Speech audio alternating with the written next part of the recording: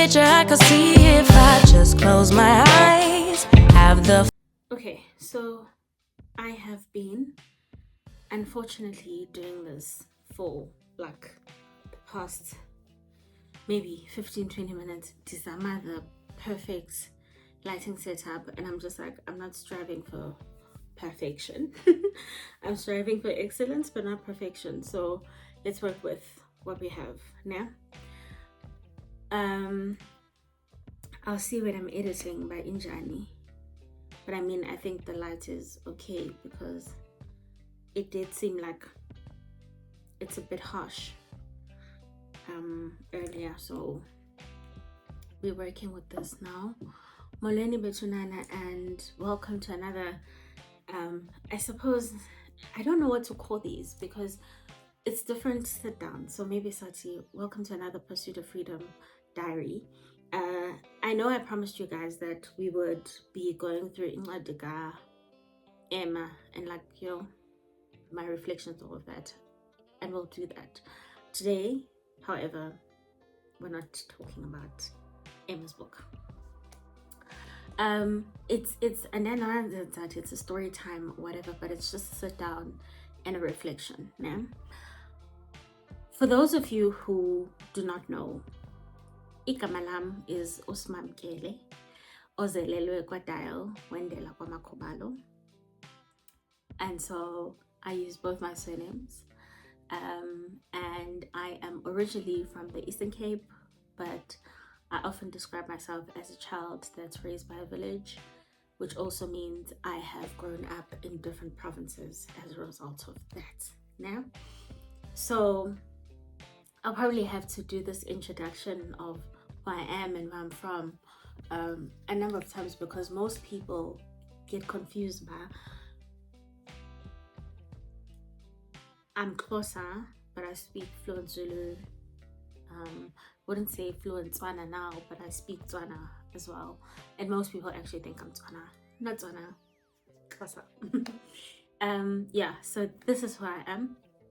And today, I just want to talk to you guys about Amandla Kabawo of being able to heal completely, and at the same time give you an ability to reflect on situations with a different lens, right?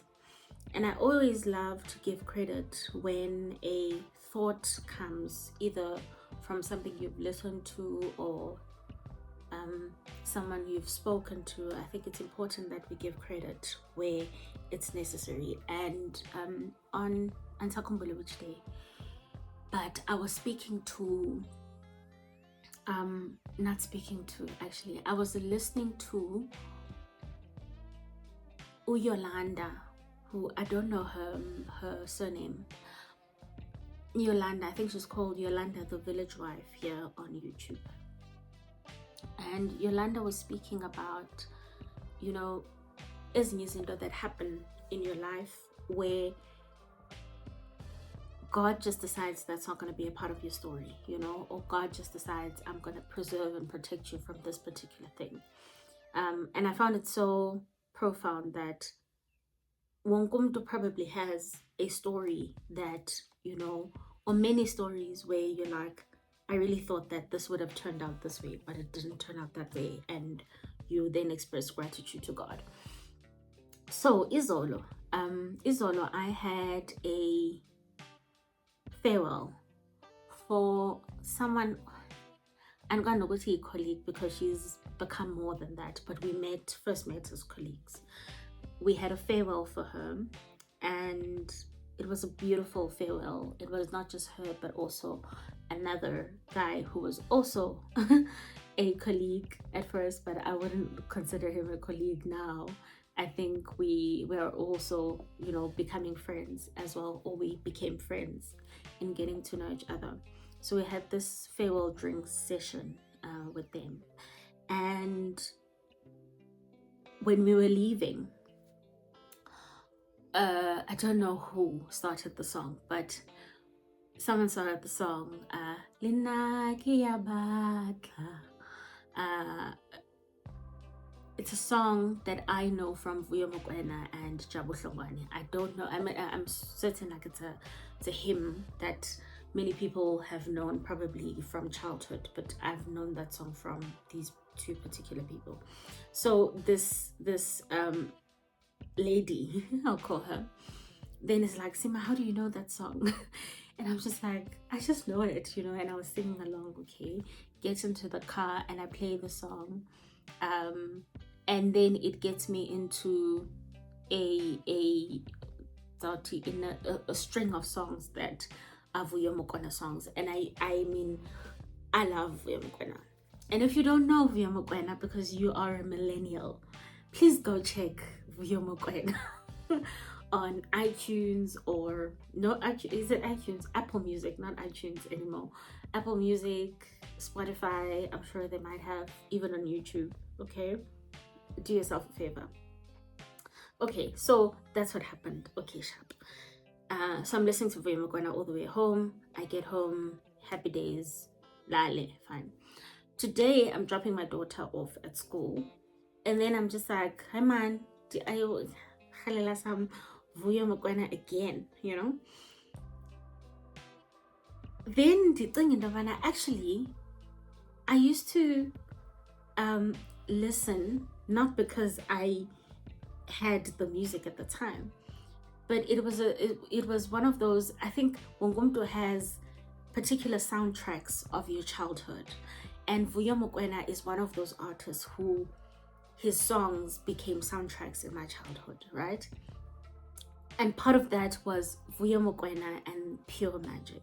So I did Pure Magic. Let me look if Apple Music has got. So I find the album, I play the album, and the first song that goes on is Jalo, Jalo, Jalo, Jalo. And it goes on, and I'm laughing, and I'm just like, what? And the laugh soon becomes tears. Ngoba Pure Magic, as I've said, and Vuyo Mokoena, their songs are soundtracks in my childhood, and they're soundtracks in my childhood because of Umalume. I've spoken about Umalume before, but for those who may not see the video, because it is quite an old video, Umalume is my grandmother's younger brother. So he is technically my grandfather.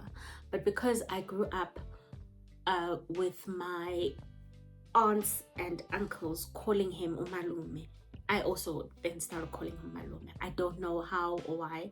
And it may also be because Ekaya, well, my mother's side, I didn't grow up calling like my aunts and uncles Malume, you know, Booty and all of that. Like in Danger Lane, we call them by names. So my grandmother, for example, I never said granny when I called her.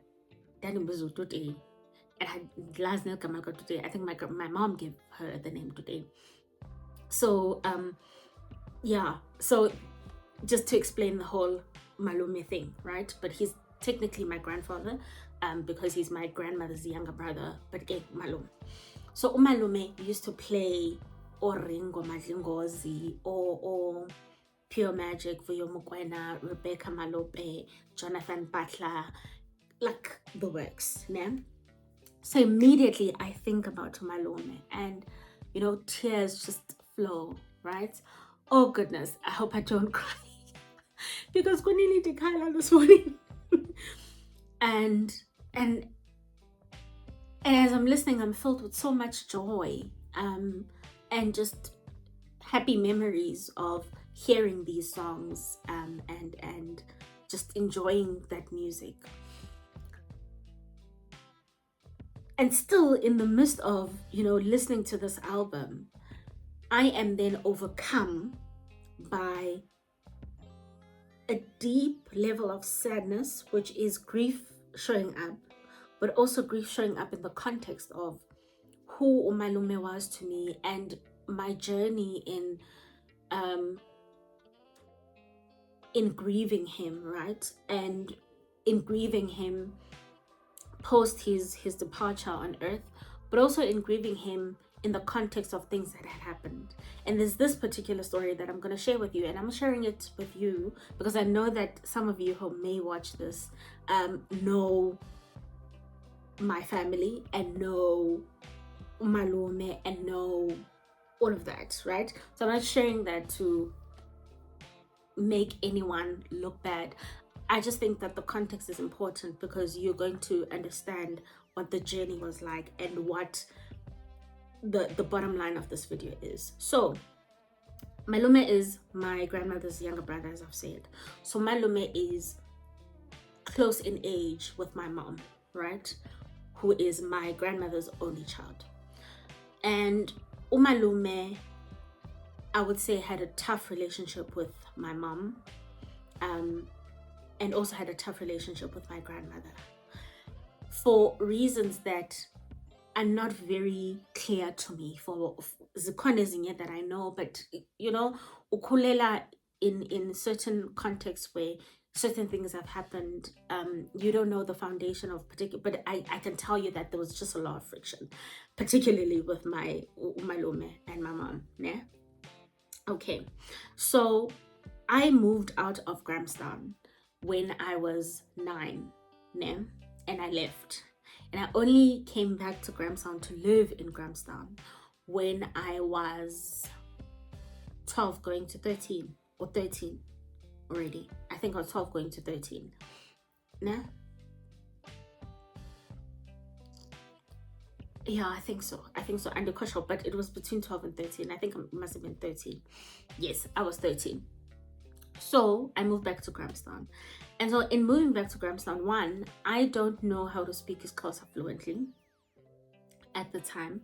I am fluent in Zulu at the time. I'm fluent in Setswana at the time. So my Xhosa is not great, né? So I'm speaking English, Setswana, and Zulu.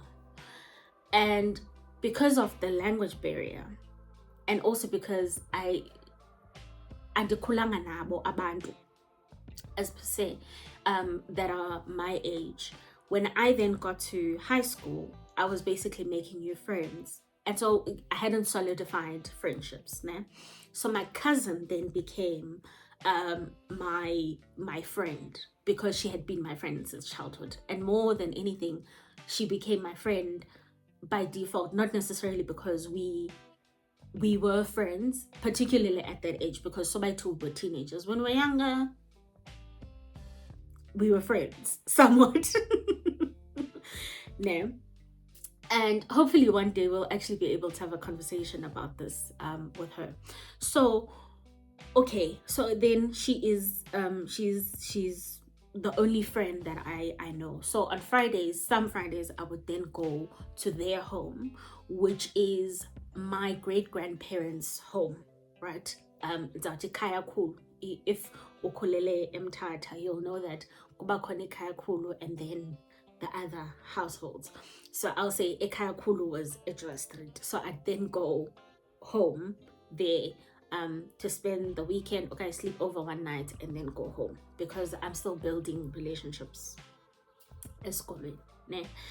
And on this particular Friday, I don't say to her that I'm gonna come, but my grandmother was at a convention, and I'm just like, I'm gonna be bored at home. Let me go. Yabo, difike engekho. Kuthiwe uye a new shop. A new shop is just it's not a spaza because spaza shops are much smaller. A new shop was like a mini supermarket. Not supermarket, super, what would you call it? It's not a supermarket. Is it a supermarket? I think it would be a mini supermarket that was owned by Obuqaqambile. And so she's gone to a new shop because the lady who was running the store, she was building a close relationship with. So I turned Payana. I don't want to mention people's names, but if you're from Grahamstown, you will know these people. So she had gone there after school, well, change, and she had gone there to just chill, right? And I do think that at some point I sent her a message to say I'm coming, but there was a level of cognizance in the man and the con. Then Nanda decided again that I'm not gonna go there because I don't have relationship with the lady that she has relationship with, one.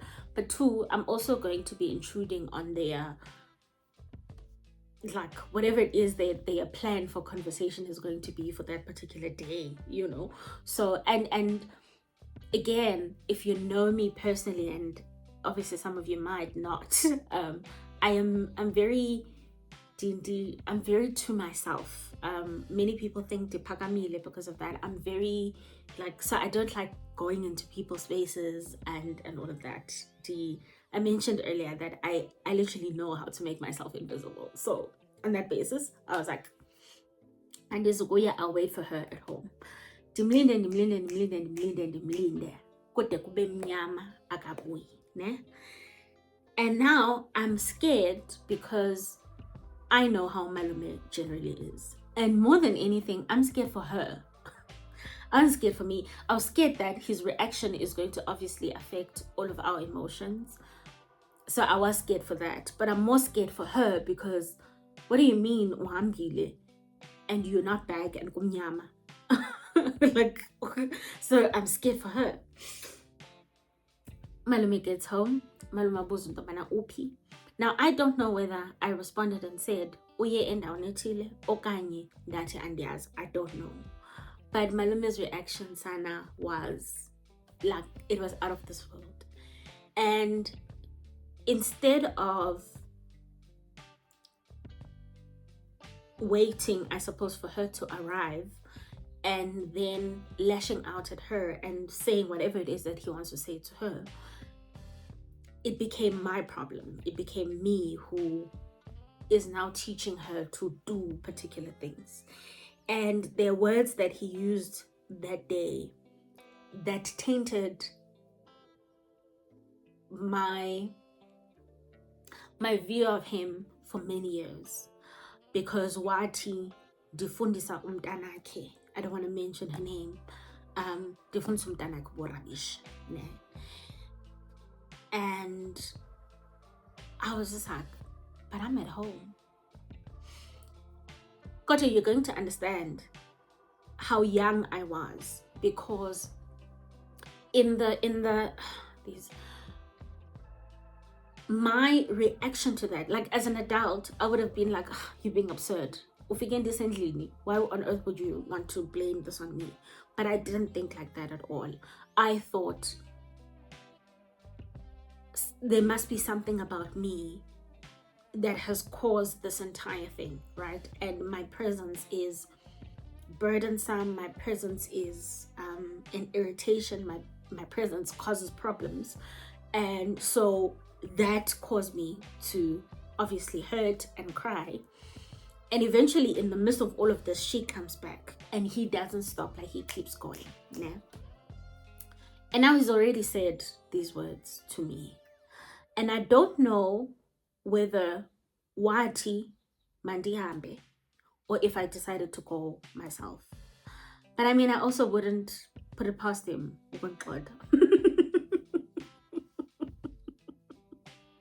So I don't know. I don't know whether he said I should go or if I decided to go.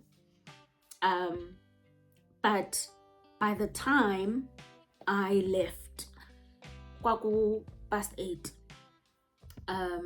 kumnyama, and I'm about to walk. I don't know what the distance is, but it's certainly about, might be less than 5 kilometers, because I don't think the walk from Edger Street to Air 4 is, if you're from Grahamstown, just put it there. But you know about what the distance is, I'm not sure, but it probably is about 3 kilometers, you know. I walked that distance alone and walked back home. Obviously she's shocked because bendishiye the sitting dizawamba, and now the TV's on and all of that. And then I told her what happened, and my gran said two things. She said, one, why would you then cry because ufike usendlini? It's not your fault, you know, ulilelani because ufike usendlini khalando. That was the first thing she said. And then the second thing she said was, this is the last time that you're going there to sleep over. And so that became the last time that I ever went to our big home in the context of Diolala Corner. I'd always go then afterwards, Babuquindo or whatever, but I wouldn't go, or just go and visit the Goduki. So this memory of Malume saying Ndobana Ndifundise, his daughter Ubo Rabish, stayed with me. It stayed with me for a long time. And it stayed with me for a long time amidst many other things that were done, said, and all of that. Ne? And obviously, as I reflect now, I'm much older, much wiser. I think his response was on the basis of judging me in the context of my mother's mistakes, my mother's lifestyle, etc. But I didn't have that wisdom and knowledge at that time, and so it's something that I took on in my adulthood.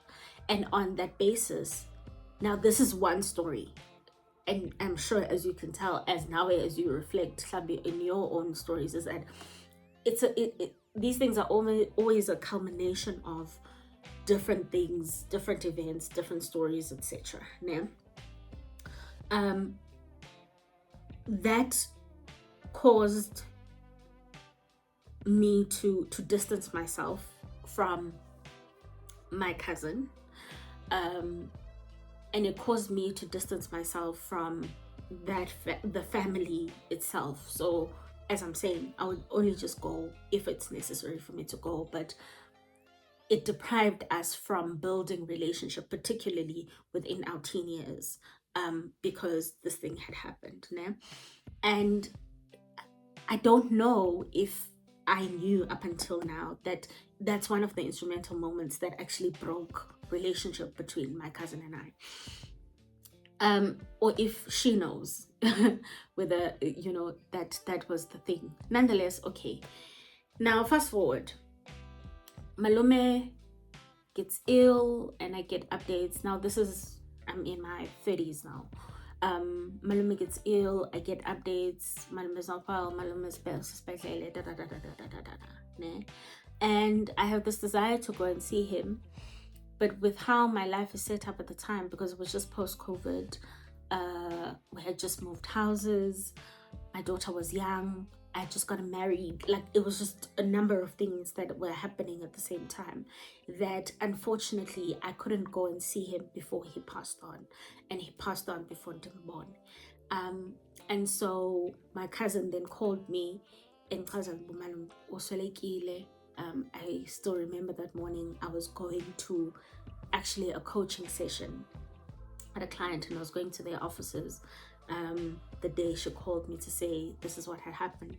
And I remember how distracted I was in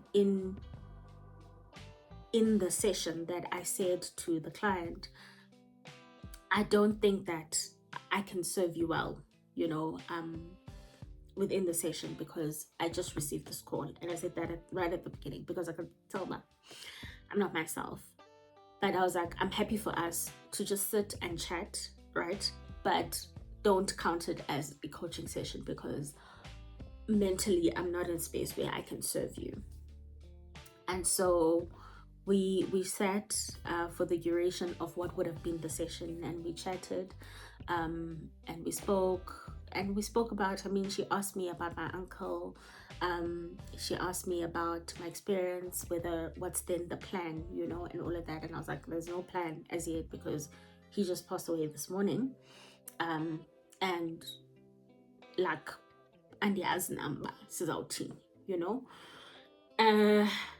but I just had the sense that I wanted to go to his funeral, despite the fact that we didn't have a relationship. I felt, one, I loved his wife with all of my heart, and I really, really wanted to show her care and love by being there. And I also wanted to be there for my cousins, yeah. And it was odd because, yo, guys, I need many story times or many many videos to unpack the entire, like, my entire childhood and family dynamics for you to understand. But on that basis, at that time, there was no one that I was close to within my family context, including my grandmother. Actually, I was okay with her, but I wasn't close to her because of many things that had happened. And so there was a level of self-judgment in desiring to go to his funeral. And as I kept on feeling the grief creep up, then the judgment was, how are you wanting to grieve someone that everyone knew that you basically didn't like, right? Because of the kind of relationship that you had. Nonetheless, Saying Malume, a beautiful send off, and I'm really glad that I went. And we came back, ne? And when we came back, that's when grief really got me, like proper. And it was hard. So if you look with videos Dala, and I'll see if I can link it.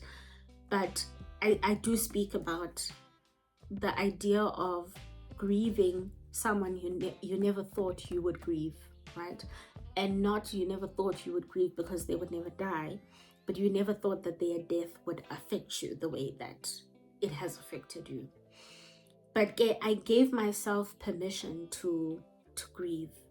And when I gave myself permission to grieve, probably the core theme that came out of that entire season of my life, because grief crippled me,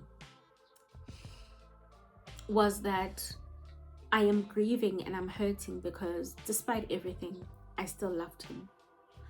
And I didn't know.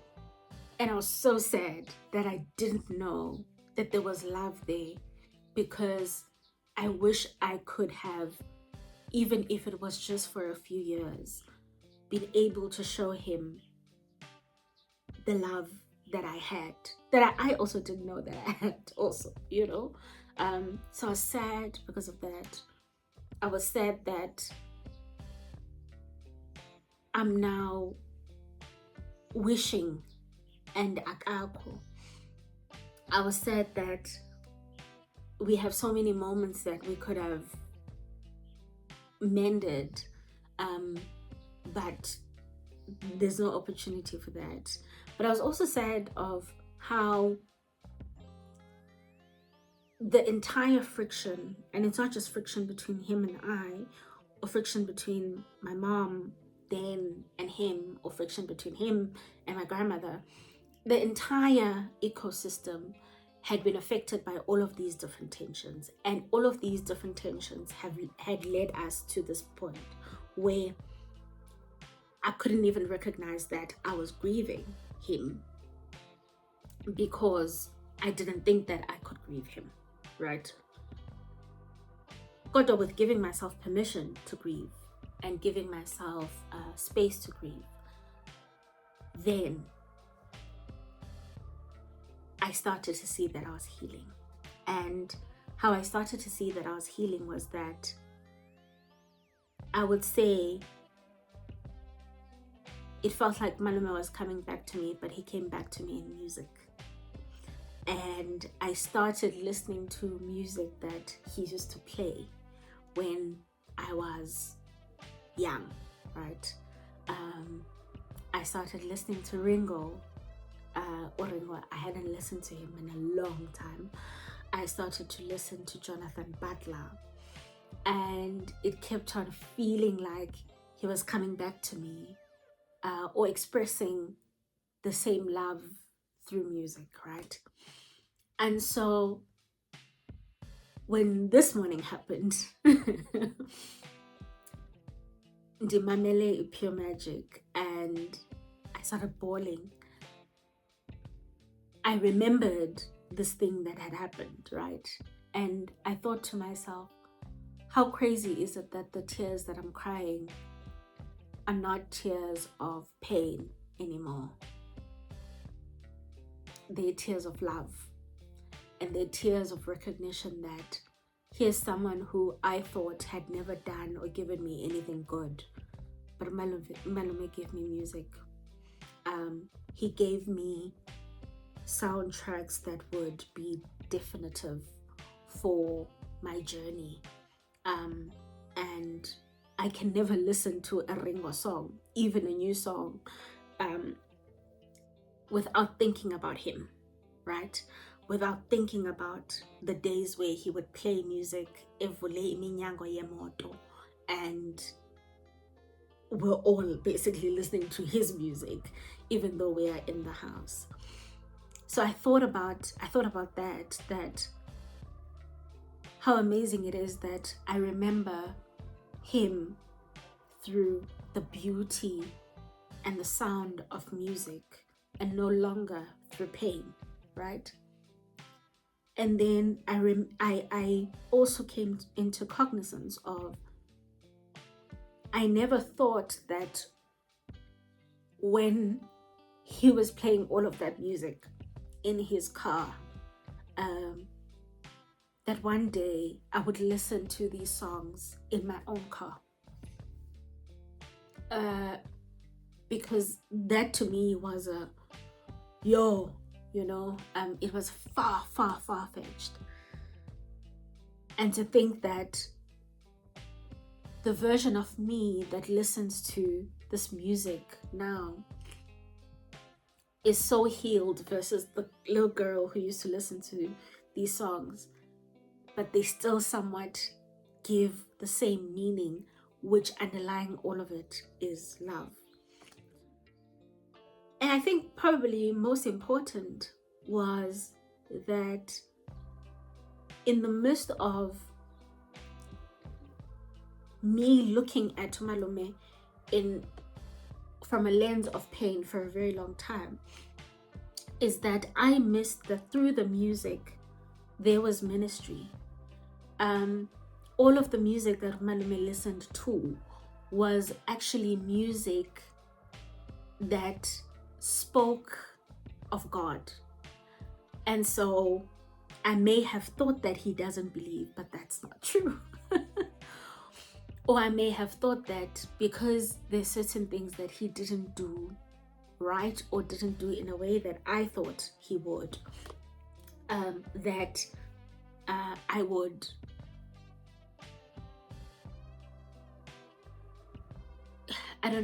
that I thought maybe I would be, what is the word, superior to him in terms of faith or in terms of favor, because I didn't do things the way that he did things, or maybe looked at him and judged him.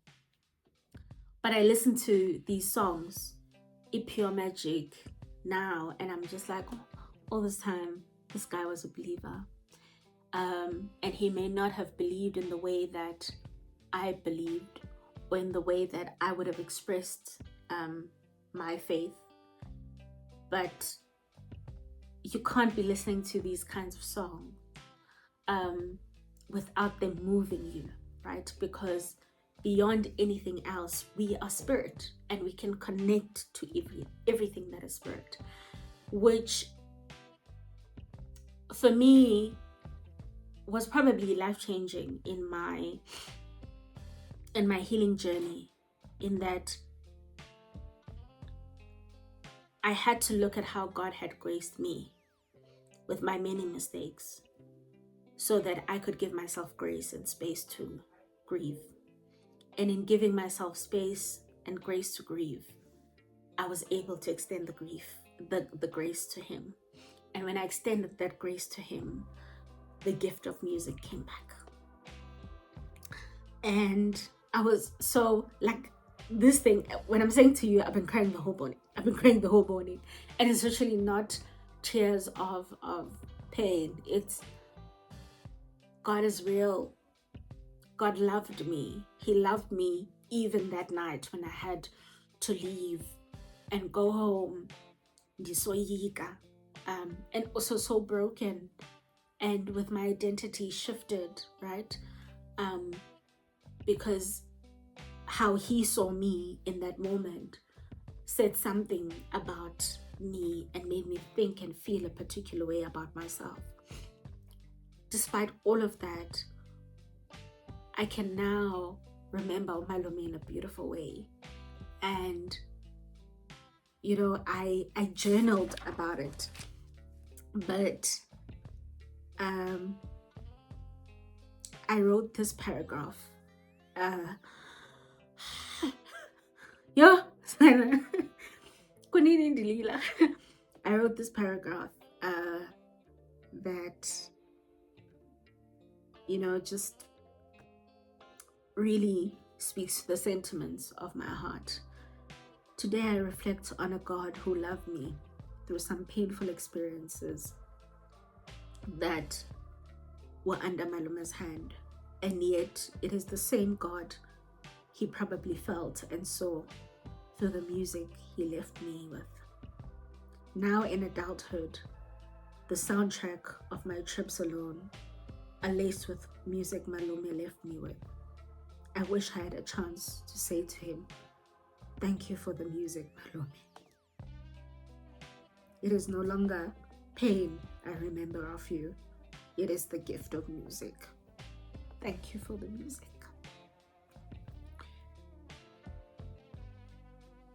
Yeah.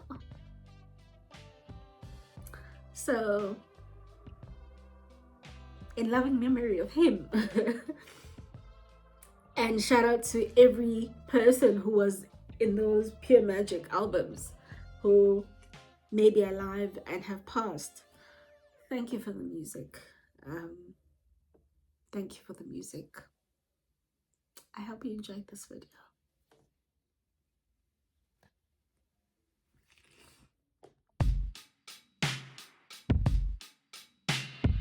Up and leave. Take a lot of courage just to live out your dreams. Bigger picture I could see if I just close my eyes. Have the up and leave. Take a lot of courage just to live out your dreams. Bigger picture I could see